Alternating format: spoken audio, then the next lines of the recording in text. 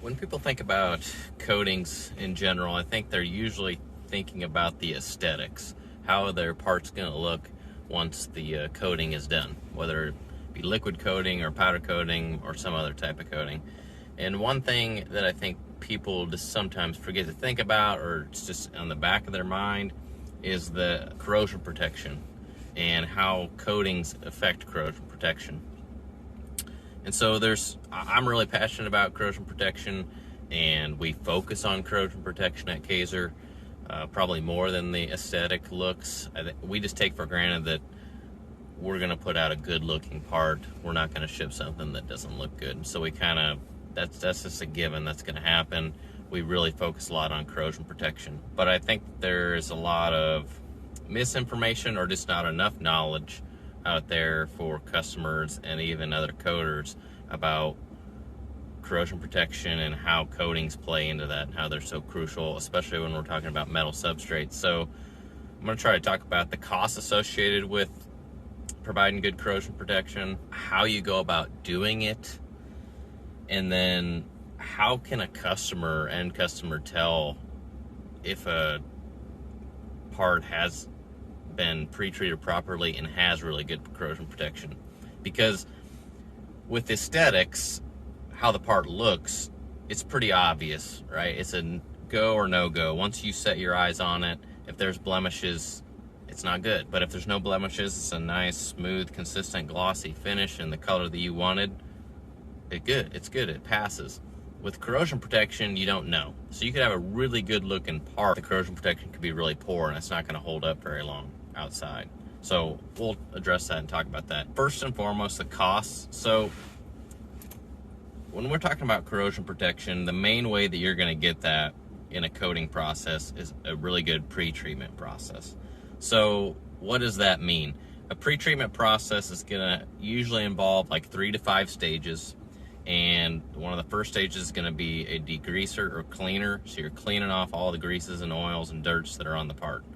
Then you're going to do a water rinse.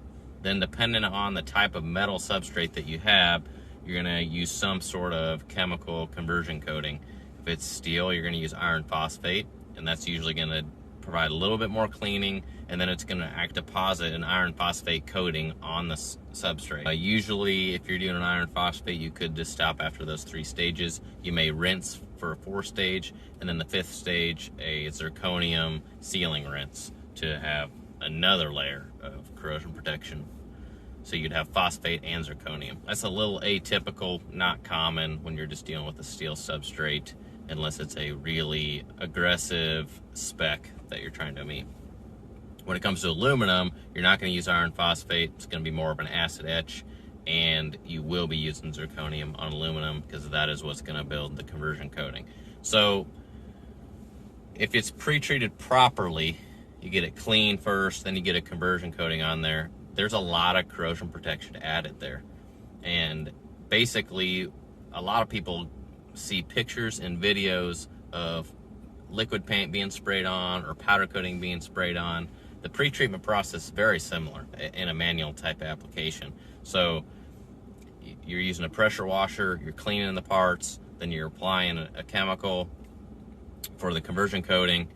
And so you're going over the parts just the same as you would as if you were spraying them. So you have just the same amount of time, essentially, in the pre-treatment as you would actually putting the paint or powder on. And you're applying a chemical. You're using up a chemical. It's actually depositing on the substrate, it's staying with the parts all the way through. Coating goes over top. It stays with the parts forever, the pre-treatment chemical. So there's material costs there. So definitely, if someone is pre-treating well and really increasing your corrosion protection, there's absolutely going to be more cost. It should probably be almost double, because they're spending double the amount of time and about double the amount of material. If you just compare to if all you did was just hang a part and spray paint on it, or hang a part and spray powder on it, you're doubling the time you're spending with it, you're doubling the amount of material that you're putting on it. So if you're comparing quotes across different coaters, and you can't, there's some that are for the exact same part, same color, same everything, and some places are almost double or 30-40% more, 50% more, there's probably something going on with some long-term corrosion protection differences. They probably are both going to put out a really good looking part. It's going to be a nice consistent finish, and you're going to be really happy with how it looks. But one of them is going to hold up a lot longer out in the weather, hence there's more cost there. So that's the main reason, or the main cost associated with corrosion protection, is pre-treatment.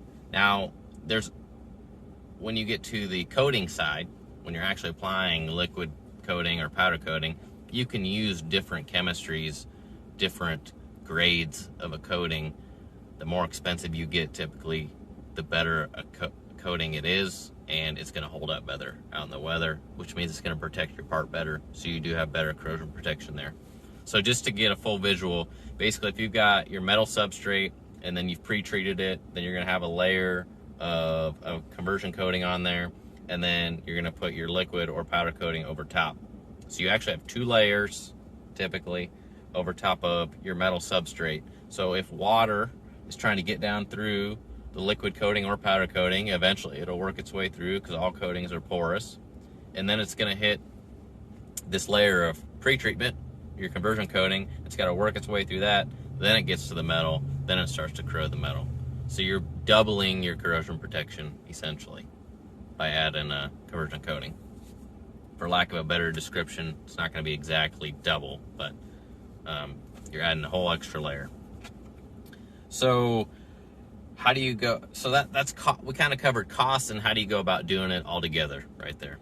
How do you tell if you do have a part that has really good corrosion protection? If you can't visually look at it right when you pick it up, how do you know for sure? Well, first of all, you could specify that your coating provider has to meet certain specifications. One common specification that gets listed out is a salt spray test, and that means how long do you want the coating and pre-treatment to hold up in a salt spray chamber. Typically like 500 hour or 1,000 hour salt spray, sometimes 3,000, 5,000 hour salt spray. Those are tests that get performed, and then when the test gets over, you visually look and do some mechanical adhesion tests to see how well that coating has held up over top of the metal substrate. And when I say coating, we're talking about the powder coating and the pre-treatment, the conversion coating underneath. So both those are going to work together to help pass the salt spray test. So those are really time intensive and usually are only done for really big projects. It's not realistic to have, you have 4 wheels that you want done, but you want proof that the coating process that's going to be done on your wheels is going to pass a 500 hour salt spray. It doesn't really make sense. But you could ask some questions of your coating provider to see if they understand what salt spray test is. Maybe they have some test results that they can show you, the ones that they just ran on like a common piece of railing, and so then they can be like, yeah, our typical processes pass, and so that can give you a little more confidence. So then it kind of just boils down to trusting that they're gonna, follow a good process and kind of honor the results of the test. Hopefully that they're legitimate and they're telling you the truth. That's really the only true way to test, are we getting really good corrosion protection? Another way would be to specify the actual coating itself, or the number of layers of coating. Like maybe you could specify a primer before the top coat. You could specify film thicknesses. Typically the thicker the film, the more corrosion protection you're going to get. And again, really good coating providers are going to have kind of their norms that they follow to give you good corrosion protection. So you could ask some questions about that and just quiz them. Even if you don't know, just ask them, well, how thick is it going to go on? How many coats are you going to do? And typically they'll be able to explain to you, we do 1 coat or 2 coats, and it's going on like this many mils, and we're doing it because of this, this, and this. And so that'll hopefully give you some confidence that you're going to have better corrosion protection, or as good as you can get. And then when it comes down to the coating chemistry, The one thing that you could specify is that you want a super durable powder. It's going to usually be kind of one step up from the very base level of a powder coating, and it has a better chemistry basically, and it's going to weather better. In the long run, you're really not going to know if you're getting a really good corrosion protection service from your coating provider until you've had your parts out in the weather and elements and see how well they hold up, and that's going to be the true test.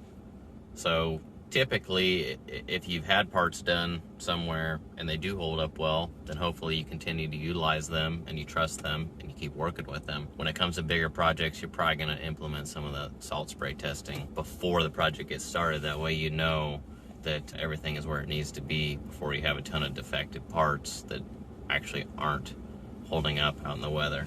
So it's the corrosion protection, even though it's extremely important and it adds a lot of cost and time to the process, the coating process itself, and it's pretty sophisticated on how to achieve it, especially the pre-treatment process. It's really hard for the average general customer to look at their lawn furniture or their car part when they pick it up and know, is this really good corrosion protection? It looks really good, it's fantastic, but is this going to hold up, or is it going to start rusting in a couple weeks? So that one's really difficult, like I said. So the best thing you can do is just ask questions, and you're going to get what you pay for, right? So if you're getting quotes from a lot of different places, and you're finding that some are way higher than others, ask some questions, figure out why. One of those areas that I think people forget about where that cost difference is in this corrosion protection area when it comes down to the pre-treatment. So hopefully that gave you some insight in when you're shopping for a coating provider.